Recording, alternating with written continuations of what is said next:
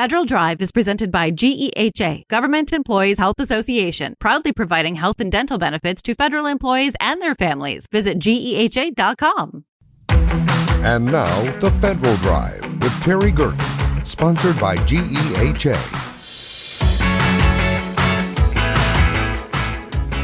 Welcome to the Federal Drive on Federal News Network. It's Tuesday, December 23rd. I'm your host, Terry Gerton, and I'm glad you're here. Coming up on this hour of the Federal Drive, the NDAA is signed, and at over 3,000 pages, it could be your holiday read.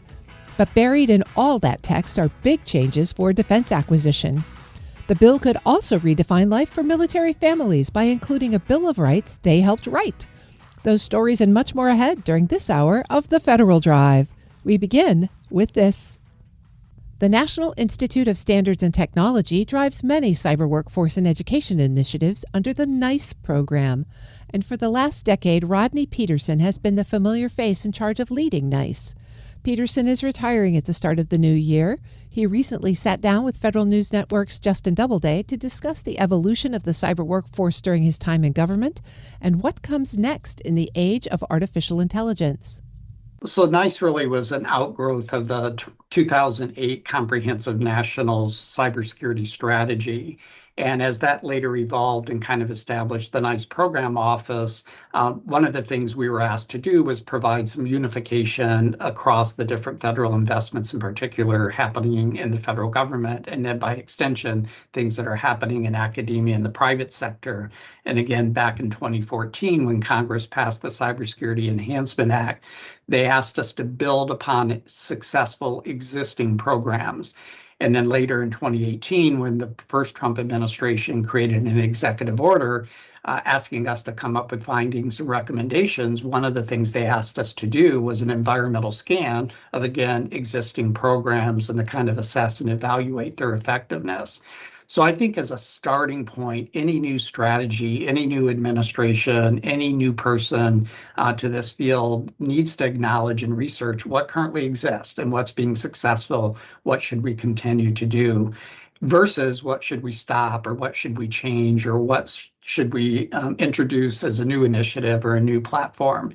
So I think when that previous administration, National Cyber Workforce and Education Strategy came out, there was a lot of effort after some time to take a step back and look at all the existing programs, not only in the federal government, at the state and local level, in the private sector and academia, and then to build upon that. And I think they did an excellent job of recognizing some of the good efforts that were already underway.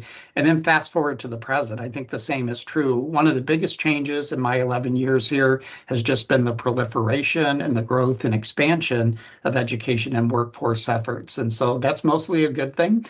Because it shows that we're prioritizing and putting investments in place to, both increase the supply and also fine tune the demand. But at the same time, it makes NICE's mission all the more important to make sure we're creating a coordinated approach across the U.S. One of the facets of that strategy was strengthening the federal cyber workforce, and that's, of course, a big area of interest for our audience. Do you have any assessment of all these different initiatives across the federal workforce, civilian side, defense side? As you mentioned, a lot has sprung up over the last, 5 or 10 years, of how cohesive those are and of how successful those have been, as we know this new administration is now looking at its own strategy. Yeah, so I think, going back not only the 2014 Act I've previously mentioned, but in 2015, Congress passed the Federal Cybersecurity Workforce Assessment Act. And that was an early effort to try to essentially identify the number of cybersecurity workers we had in the federal government and that we needed in the federal government. And again, to do that, we had to have some kind of standard to measure against. So the NICE framework was the required tool to use to do that measurement. And so with that data in hand, especially to answer how many cybersecurity workers do we need a recruitment and retention strategy. And I would say, again, there was a lot of positive efforts, led by the National Cyber Director, but also in partnership with the Office of Personnel Management, Office of Management and Budget, and then, of course, all the departments and agencies like Commerce, NIST, and others who needed that workforce to try to really continue to build momentum implement them and kind of fine tune the federal practices. One of our community subgroups talks about modernizing talent management, and this isn't meant explicitly for the federal government, but for the private sector as well. But I would say the federal government is in need of a lot of modernization, going back to how we currently classify federal jobs, often that OPM classification series. A lot of them are 2210, IT or information security workforce. And yet the jobs, as the NICE framework represents, the work roles are much more specific than that. So I think there is an ongoing need to evolve that process, but I think some good progress has been made over the years. And you can't go into any conference that is about, the cyber workforce these days without hearing about skills-based hiring. And so I'm wondering, this is something that the federal agencies have expressed a clear interest in adopting. A lot of private sector employees have started adopting as well. How much progress do you think we've made in this shift towards skills-based hiring? So I would say at a minimum, there's increased awareness of the value and the importance that it brings. And really, it comes down to relying less on traditional credentials like academic degrees and maybe even certifications and experience, and looking more specifically at the skills, knowledge, capabilities that a job candidate would bring to the workforce. I would think that most organizations, most hiring managers, most cybersecurity professionals are on board with that. On the other hand, I think the practices still continue to lag. We still have job announcements that require the degrees, the experiences, and things that really disqualify a vast majority of individuals who are probably quite capable. In fact, not only capable today, but have the potential to be the future workforce that is needed. So we need to, limit those job announcements or job descriptions that disqualify people due to the lack of those traditional credentials, and really double down on the skills, the competencies that are needed. So again, I think in terms of awareness and in where of buying into the concept, it's pretty high, but practices still need to change to support it. AI is on everyone's mind. And I know if you go on LinkedIn, there's just so much speculation about how AI is going to completely change the future of a cybersecurity career field, perhaps completely decimate it, depending on who you ask. I'll spare you all of the speculation that, of course, we all see, but I'd love to get your thoughts just on how you think about that and how the NICE program has started to perhaps incorporate just some of the taxonomies and the skills that we're seeing around AI. I think a lot of NICE's focus starts about the impact on the educational or the learning enterprise. But from a cybersecurity perspective, I think NIST and NICE as well, and I would add the Centers of Academic Excellence in Cybersecurity, have been primarily focused on three impacts. One is, how do we make sure AI as a technology is secure? How do we make sure security is built in by design, which is fundamental to all software, all hardware, all kind of technology considerations? So in addition to that, we also think about how can AI be used for cybersecurity? How can those that are cybersecurity practitioners leverage AI for their benefit, all the way from writing code to monitoring against attacks and using it for defense, a variety of ways that we can leverage the benefits of AI for the cybersecurity of organizations. And then thirdly, how do we defend against AI-generated attacks, which we are going to see increasingly. Again, we're seeing it presently. That's Rodney Peterson, the Director of Education and Workforce at the National Institute for Standards and Technology, speaking with Federal News Network's Justin Doubleday. You can find the full story at federalnewsnetwork.com. Up next, the NDAA could redefine life for military families by including a Bill of Rights that they helped write. This is the Federal Drive with Terry Gerton on Federal News Network.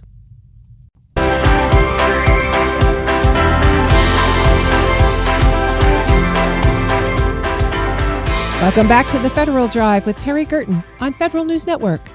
The 2026 National Defense Authorization Act includes key protections from the Military Family Bill of Rights. That's a framework created by spouses and parents to guarantee safety, dignity, and transparency for those who serve alongside service members. Brandy Jones, Organizing Director at Secure Families Initiative, is here to explain what these changes mean and why families fought for them. Brandy, it's so nice to have you on the show. Thank you for having me, Terry. I'm very happy to be here. When we talk about the National Defense Authorization on the Federal Drive, we often get into the weeds of technical provisions around acquisition or force structure or policy. But your organization, the Secure Families Initiative, has been advocating for a very different type of provision, the Military Family Bill of Rights. First, tell us a little bit about SFI, and then tell us about this campaign. Absolutely, Terry. Our organization, Secure Families Initiative, it's an organization founded by active duty spouses and currently led by active duty spouses. So we have a very unique lens into our everyday lives and also our community, because we hear from people who are currently serving their families all over the US and all over the world. And so having this vantage point and the ability for us to then advocate on behalf of our families, we've really been able to put together some awesome legislation points that really get to the root of the issues that we're hearing in our community. So I've been very blessed to be the organizing director here at Secure Families Initiative for the past 4 years. And I was just really able to take a vision of meeting with families on a bi-weekly basis, specifically our families of color all over the US and the world, and hearing what issues were impacting them, no matter where they were, I would say. I heard something as a through line, and that was concern for safety for the spouses and their children, as we're asked to change our permanent duty station every few years. So it really was like the foundation of hearing these stories and kind of saying, what if we developed legislation that really helped to get to the heart of the issues we're hearing? And so as you've built this campaign, you talked about the invisible weight of service, and you alluded to it there. Can you share more about what that looks like in real life? What are the protections that the families that you hear from are looking for? Yeah, it is really, I would say the weight of service is very invisible for our families, but also I would say that federal state line that we cross when we go to live on installation is also invisible. Like, there isn't exactly a notification to our spouses and children that, you're now going to be on federal property, which has different set of laws than on the state side of that line. And so because that line is invisible, like our service, it leads for a lot of gray area, and I would say lack of protection that you might find on the state side sometimes, because at the end of the day, our spouses and children, we are not federal employees. We are not active duty men and women who serve. And so we're complete civilians behind the gates. And the things that I've heard from our families because of that issue is, when I have an issue that comes up as a spouse, I don't have a direct line of communication to the commander of the base. Even though that person is in charge of this installation, there's no policy that says that they need to speak to me directly or that I can speak to them directly. And also I've heard stories like, I've been told that these resources were going to be available to me when I arrived on the installation or in the area. But then when I got here, there wasn't any room at the Child Development Center for me to have daycare or a home for me to live in.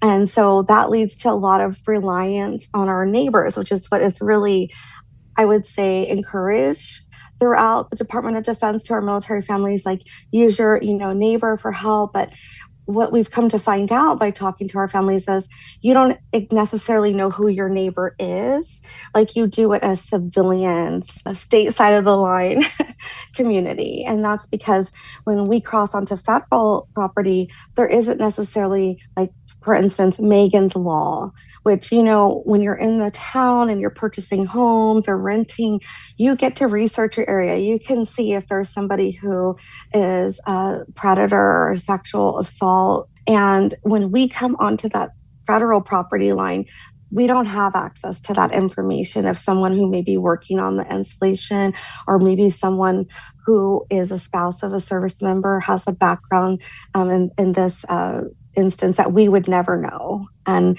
so how we kind of came to that conclusion about our safety and the concerns of that is by saying, we know that crime happens on installation because we have a military police department, yet unlike on our civilian state side of that line, we don't have access to any of that information. So, when I'm waking up and I'm not inside of the base, I'm able to hear on local radio or in the local paper, like what were the crimes that happened that day? What can I be heightened and aware of that might be going on in this community to protect myself and my children? But on installation, we don't have access as the spouse or dependent of a service member to that information. I'm speaking with Brandy Jones. She's the organizing director of Secure Families Initiative. So, Brandy, you've just mentioned one really important feature of the Bill of Rights, access to information about crime and convictions on military installations. Tell us some of the other key provisions in the Military Families Bill of Rights. Yes, thank you, Terry. Another thing that kept coming up when we heard from our spouses was not really ahead of a PCS having any information given to us as spouses about the place that we're going to be moving to. So how this actually happens, I would say, is that you kind of get your installation duty station in a way that you're given that information is by your service member. And so you find out, okay, now you're going to, let's say, Camp Lejeune, North Carolina.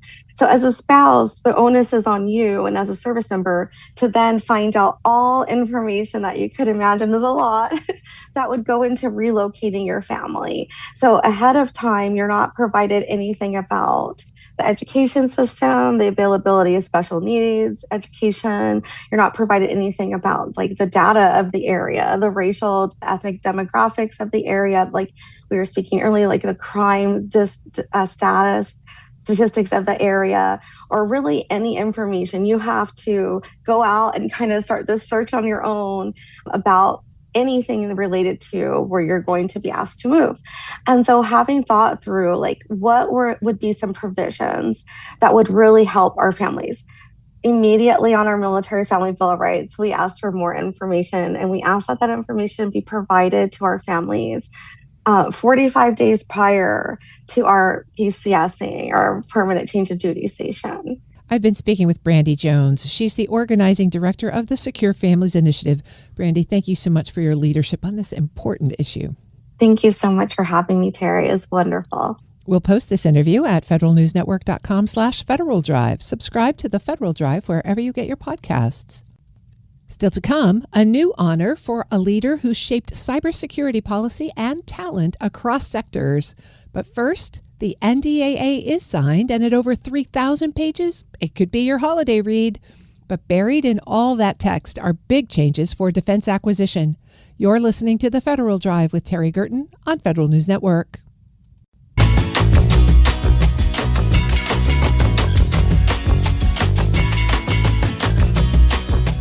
Welcome back to The Federal Drive with Terry Gerton on Federal News Network. The new National Defense Authorization Act spans thousands of pages, but one theme stands out: speed. The Professional Services Council says the law will accelerate delivery of critical technologies and give innovative companies a clearer path to support the warfighter. PSC President Stephanie Castro joins me to break down what matters most without making you read all 3,000 pages. Stephanie, it's great to have you on. Thanks for having me, Terry. Congress did finish up the National Defense Authorization Act last week, and the president signed it before they left town. What does PSC think is really important about the enacted version? What a great question, Terry. You know, I am a legislative nerd. I was on the House Armed Services Committee staff for a while, and this is a bill that I'm not alone in being in looking forward to it every year. And PSC, as you know, represents services and solutions contractors. We have about 400 member companies. And so this is a legislative vehicle that we track very, very closely. There is a lot to like in the fiscal year 2026 version of the NDAA that's been enacted. We can walk through a few of them if you want. Let's do that, because there are a lot of provisions. It's 3,000 pages long. I think the last time I saw it was 3,086 pages, which, I mean, that is a doorstop if I've heard of one, right? And it is a lot to go through. So there are several topics that in the defense contracting community we track very closely. One of them over the last few years has been this definition of a non-traditional defense contractor. What does that mean? Who qualifies as non-traditional, et cetera? So let's walk through a little bit of what made it into the final enacted version. So there has been a definition of non-traditional defense contractors. Has not been amended. The one that has been on the books for a while is the one that continues to be on the books. And I'll just walk you through what that definition is. A non-traditional defense contractor is, quote, an entity that is not currently performing and has not performed for at least the 1 year period preceding the solicitation of sources by the Department of Defense or War for the procurement of or any transaction, that they've not had any contract or subcontract for the department that is subject to full coverage under the cost accounting standards that are elsewhere in the U.S. code. So, Terry, this is basically if you've had a firm fixed price contract, you are a defense contractor, you are a traditional defense contractor. But there are some contractors who have not been subject to these cost accounting standards, and those guys will still not be subject to those, provided that they don't change their contract type. That, to me, is the fact that they're staying consistent. It is the quote, I hate to say this, the traditional definition of non-traditional defense contractors. But what the new law does is to provide certain exemptions for these kinds of contractors. Those exemptions include, again, the cost accounting system. It does reduce their audit burden because they don't have to have a cost accounting system like traditional defense contractors. And it eliminates the need for the Defense Contract Audit Agency to approve their accounting system. That is one important exemption that is available for these non-traditionals. Another one is they can use their own project management tools and methodologies. They don't have to use what is often required for traditionals, this earned value management system, EVMS. In addition, they can use commercial pricing methodologies. They don't have to use a formal cost estimating system like traditionals. And they can use commercial inventory management systems. They don't have to use the Department of Defense or War's material accounting requirements. So these are just a handful of the exemptions that are available to the non-traditionals. And that is a way of easing the burden for them to be competitive in the defense space, right? That's exactly it. It's a matter of waiving or providing exemptions for certain requirements that can be very, very costly to implement. Now, we have traditional defense contractors who look at this and go, hey, I would love to be exempt from that as well. I think that is something that will go to the Hill for the next cycle and talk about being fair to industry as a whole and making sure that we are not creating a de facto set aside for non-traditionals of, hey, this group of contracts, because you can be very, very cost competitive. You don't have to implement these costly systems, and we're going to siphon money or funnel money towards you. And I think that is a fair observation. At the end of the day, the Professional Services Council, we, as I mentioned, represent lots and lots of contractors, and they're not afraid of competition, but they would like it to be fair competition and be subject to the same kinds of requirements. And so as we move forward, that is the message that we'll be taking forward. And what else in here catches your eye? Oh, there was a lot of media activity regarding the CPARS, which is this performance rating system that contractors go through. What I find fascinating is that what was proposed as the NDAA was going through markup and passage in both of the chambers, they talked about, hey, CPARS, this performance rating system, can be time consuming. It can be burdensome, not only for the contractor, but also for the contracting officer. There was a movement afoot to only have negative performance ratings available. Like you only had to report when things weren't going well. Contractors in our world went back and said, but we do want the government to recognize when things are going right. Just focusing on the negative seems to only tell half the story. What the final bill does is very, very interesting. It doesn't change CPARS. You can have negative and positive ratings.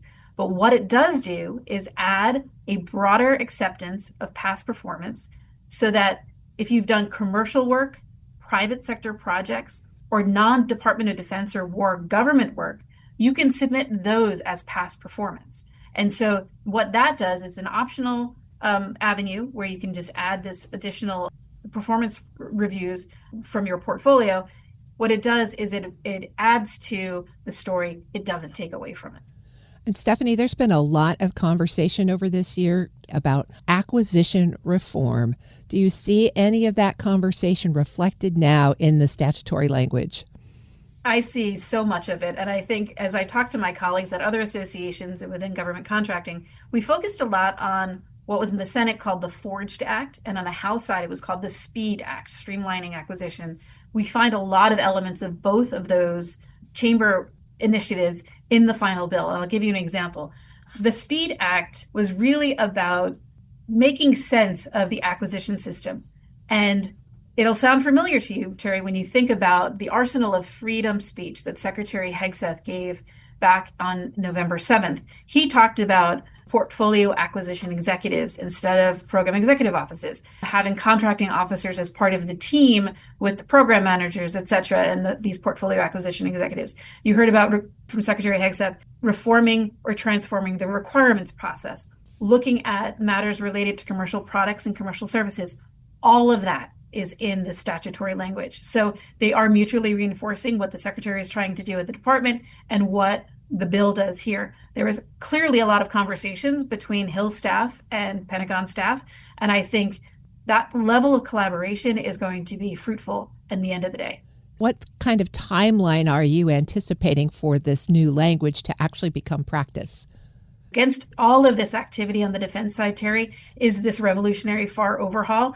One of the concerns voiced by the executive branch is that they're trying to streamline the rules while legislation like the NDAA they're adding to the rules. And so I think because these rules these initiatives have been pre-coordinated or collaborated upon, this won't fall victim, per se, to the revolutionary FAR overhaul. We will see rulemaking on this. I would also note that when Secretary Hegseth launched his transformative strategy for acquisition at the Pentagon, he had some very, very near-term targets. He wanted guidance going to folks 45 days later or 60 days later. Those timelines are coming to fruition here in the next 2 weeks. So we should see programs and milestone initiatives coming out of the services, and hopefully we can engage Secretary Hegseth and his staff on what all of that means. But the rulemaking always lags some at least 6 months or so after the law, and I think that's going to be pushing the envelope a bit on timelines here. Stephanie, it sounds then like there's lots of good news in the NDAA for defense contractors if they can take the time to read it all the way through. But there might be some news that's not quite so thrilling for them. There was rumor about an executive order last week. Tell us about what's going on there. So the rumors are that there is an executive order in draft form that talks about, for defense contractors, executive compensation, dividends, and a limit on stock buybacks. This is very interesting. We in the defense world take on these large projects, these major defense acquisition programs, et cetera. There are multi-year programs, costs can slip, schedules can slip, and there are tools within the executive branch and within contracting offices to help address those. Cure notices, for example, can come out of or contracting officers, et cetera. There's something called a Nunn-McCurdy breach. When you have cost and schedule overruns, it does trigger something in law about a review and steps that you can take to address it. It sounds like this executive order, we haven't seen the language, but rumor has it that it talks about executive compensation, forcing dividends, limiting stock buybacks as a way to influence industry's behavior so that there aren't so many cost and schedule overruns. Again, haven't seen the language. We are looking forward to seeing it and seeing how it works in practice. Again, there are tools in the toolbox to help address these things, and I hope that they're referenced in this executive order. Does that fit with some of the reforms in the NDAA that we were just talking about? It does, I think. It comes back down to, is a negotiation a one-off, or does a negotiation continue on through the life of a project? And I think if you look at commercial models, or if you look at what the defense contractors have done in the past, that negotiation, once you sign the contract, that doesn't mean it's the end of the discussions, right? And so as we move forward, I think these are mutually reinforcing. But again, I haven't seen the language of the executive order. I look forward to seeing it when it's published. And I do hope that the Pentagon and the White House and others know that we are here as an association and as an industry to collaborate with them and get to the right answer for everybody, including the American taxpayer. Stephanie Castro is president of the Professional Services Council. Stephanie, thanks for the great discussion. Thanks, Terry, and Happy New Year. You too. We'll post this interview at federalnewsnetwork.com/Federal Drive. Listen to the Federal Drive on your schedule. Subscribe wherever you get your podcasts. Coming up next, a new honor for a leader who's shaped cybersecurity policy and talent across sectors. This is the Federal Drive with Terry Gerton on Federal News Network.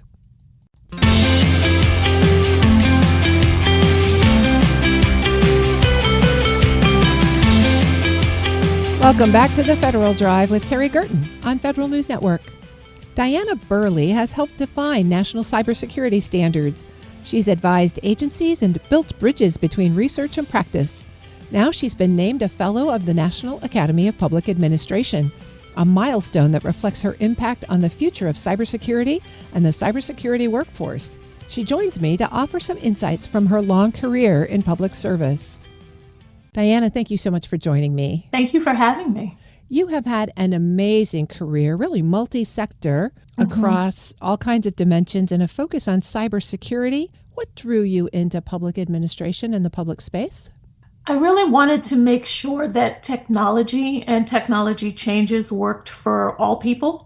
And so, I often tell a story about my grandmother and me being excited and telling her about some new innovation that was going to happen on the World Wide Web back in the 90s. And she just looked at me like, that's not exciting. And what about the people that I'm going to speak with, that I won't get to speak with anymore, and the stories that I won't hear, and the community. And that's really what struck me, is that as we think about all the wonderful things that technology can do to make our lives more efficient and in many ways better, we cannot forget about the people and making sure that as we implement these new technologies, we are doing it in a responsible way. It's kind of hard to even imagine, if you look back, the massive change in our lives as a result of technology. How have you kept yourself on the cutting edge of policy and talent? I read a lot. I listen a lot to podcasts and radio stations and interviews, and I engage with the community. I think that in cybersecurity, especially when I would talk to my students, I made sure that they understood that this is not a career space where you can learn it and then go do it and forget about learning. It is truly an example of a space where you have to be continuously learning and engaging and be excited about that. And so that's what I do. As you think about your career, it's full of recognitions and accomplishments and impact. Is there one thing maybe that stands out that you're most proud of, or a place where you think you really had an impact? Every now and then I will hear from a former student, or even a former student that I didn't actually teach, but that saw me speak somewhere, or that heard me give advice to someone, and they'll reach out just out of the blue and thank me or tell me something about their careers. And really, that is the greatest feeling, is to know that you have positively impacted someone and helped them to continue to grow. And in the technology space, there's a lot of talk these days that technology has a real responsibility in terms of our lack of trust or our loss of trust in institutions. As you're a new fellow of the National Academy of Public Administration, how do you see the role right now for public administration and public institutions in rebuilding that trust?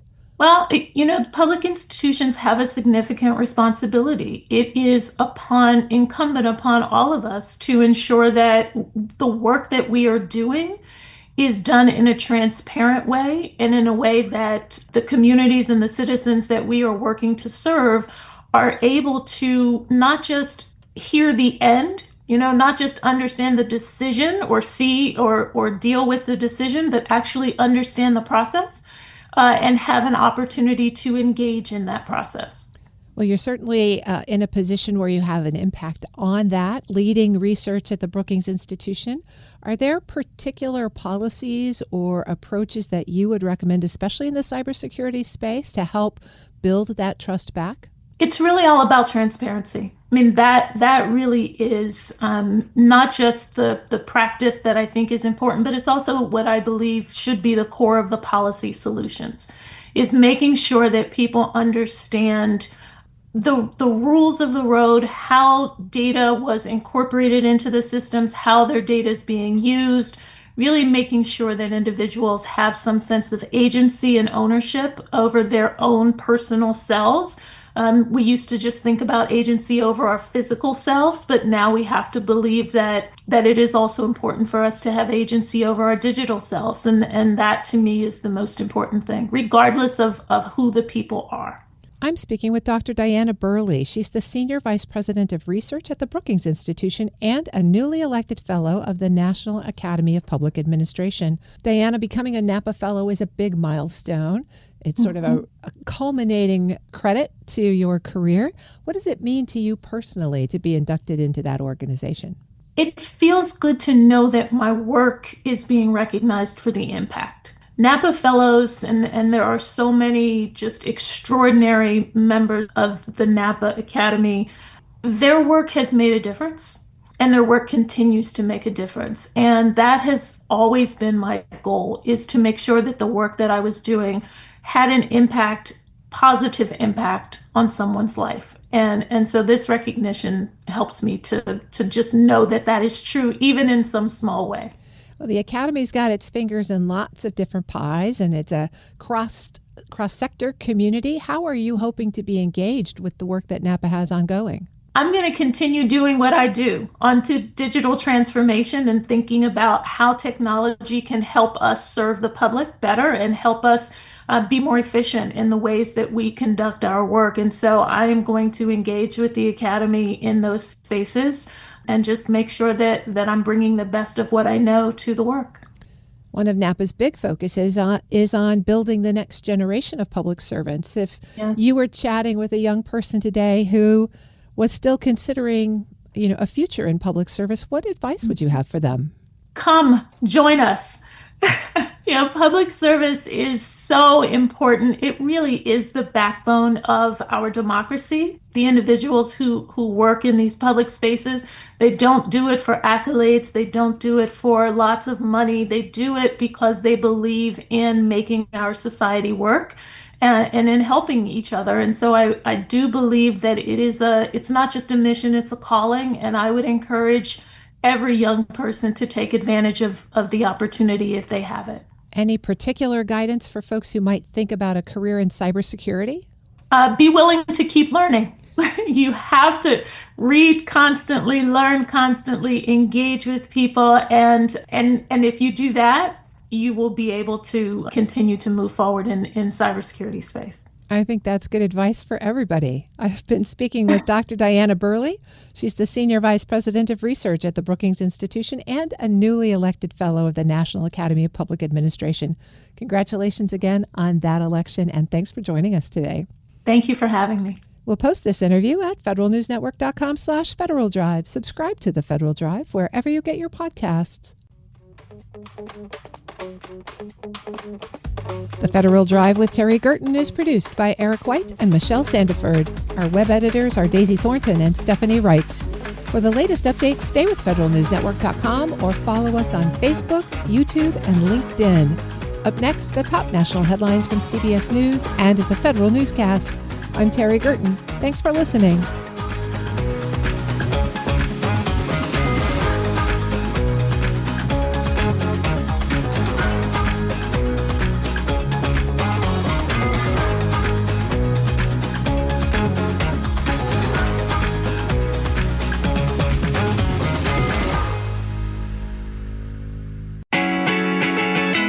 And now, The Federal Drive with Terry Gerton, sponsored by GEHA. Welcome to The Federal Drive on Federal News Network. It's Tuesday, December 23rd. I'm your host, Terry Gerton, and I'm glad you're here. Coming up on this hour of The Federal Drive, the NDAA is signed, and at over 3,000 pages, it could be your holiday read. But buried in all that text are big changes for defense acquisition. The bill could also redefine life for military families by including a Bill of Rights they helped write. Those stories and much more ahead during this hour of the Federal Drive. We begin with this.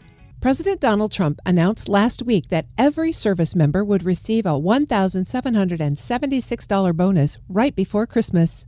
The president suggested that the money would come from excess tariff revenues. Turns out the money is coming from funds Congress already approved to boost military housing allowance. Federal News Network's Anastasia Obis is here with more detail. Anastasia, good to have you. Hi, Terry. Tell us more about this warrior dividend bonus that President Trump announced. Yeah, so when Trump addressed the nation last Wednesday, which was pretty much a campaign speech, it was a lot of it was about the economy. And during that speech, he floated that they will use the tariff revenue to give service members a bonus right before Christmas. Like you said, it's $1,776 to honor the nation's founding in 1776 and its upcoming 250th anniversary. Here's Trump. Tonight, I am also proud to announce that more than 1,450,000, think of this, 1,450,000 military service members will receive a special, we call warrior dividend before Christmas, a warrior dividend. In honor of our nation's founding in 1776, we are sending every soldier $1,776. Think of that. And the checks are already on the way. Nobody understood that one until about 30 minutes ago. We made a lot more money than anybody thought because of tariffs, and the bill helped us along. Nobody deserves it more than our military, and I say congratulations to everybody. And by the way, we now have record enlistment in our military, and last year we had among the worst recruitment numbers in our military's history. What a difference a year makes. Anastasia, it sounds like he's saying explicitly there that the money is coming from tariff revenue and some funding from the big, beautiful bill as well. Where have you discovered that the money is actually coming from to make these payments? Turns out this bonus is actually a one-time basic allowance for housing stipend. In July, when the One Big Beautiful bill was signed into law, Congress allocated $2.9 billion to supplement the basic allowance for housing. This allowance, it covers about 95% of average costs of an off-base housing and utilities, and then service members pay about 5% out of pocket. So this money was supposed to address rising housing costs and reduce service members' out-of-pocket expenses in the next 2 years. Instead, the Pentagon will spend about $2.6 billion of that funding as a one-time payment to about 1.28 million active duty service members and 174,000 reserve component members. Here's Hexeth. 1776. As you know, our great nation was founded in the crucible of revolution in that year. Now, as we enter the Christmas season some 250 years later, we are proud to provide 1776 with a whole new modern meaning for our joint force. As he announced to the nation last night, thanks to President Trump's unwavering commitment to our warriors and the provisions provided in the One Big Beautiful bill, more than 1.45 million service members will, in the coming days, receive a one-time tax-free bonus of $1,776. This has never happened before. Every member of our military, E1 to 06. We're calling it the Warrior Dividend, a direct investment in the brave men and women who carry on the legacy of our armed forces every single day. So Anastasia, he says the bonus will be tax-free. Is that in fact true? Yes, it is, but most allowances that make up a significant portion of service members' compensation, including basic allowance for housing, are tax exempt. The Defense Department said that this payment will be made outside of the regular pay cycle, and I think service members should have gotten their bonus by now. Since this housing allowance funding was provided by Congress in the One Big Beautiful bill, is it actually tied to tariff revenue at all? I never received a response from the White House about Trump implying that the bonus came from excess tariff revenues, but he has made similar claims before. In May, for example, he touted a substantial military pay raise in 2026 as part of this effort to rebuild the armed forces. But the increase is always authorized in the annual defense policy bill passed by Congress, and it follows formulas for keeping pace with civilian wages. Also, in addition to that, Trump has floated this idea of sending $2,000 to all Americans using tariff revenue, but Treasury Secretary Scott Bessent said multiple times that the move would require congressional approval. He said we would need legislation for that. In terms of other bonuses, Secretary Hegseth has said he wants to authorize bonuses for top performers. So a performance bonus, if you will. Who is going to be qualified for those? Yeah, it's not very clear, but he said in order to recognize and reward the very best civilians, the department will pay from 15 to 25% of basic pay up to $25,000 to the top 15% of top performers. Like I said, it's not really clear who is qualified, who is eligible, or how the department defines top performers. But Hegseth said in a memo that if the services wish to reallocate funding to award bonuses to more than 15% of civilians, they can do that with their own internal budgets. And civilians who are qualified, who are eligible for this bonus, should get it before January 30th. So this would be separate from the normal annual performance evaluation cycle in the Department of Defense. It's unclear. That's the question I asked them, and they never responded to me, so we don't really know. So much uncertainty here at the end of the year. Absolutely. That's Federal News Network's Anastasia Obis, and you can find her story at federalnewsnetwork.com. Up next, the NDAA could redefine life for military families by including a Bill of Rights that they helped write. This is the Federal Drive with Terry Gerton on Federal News Network.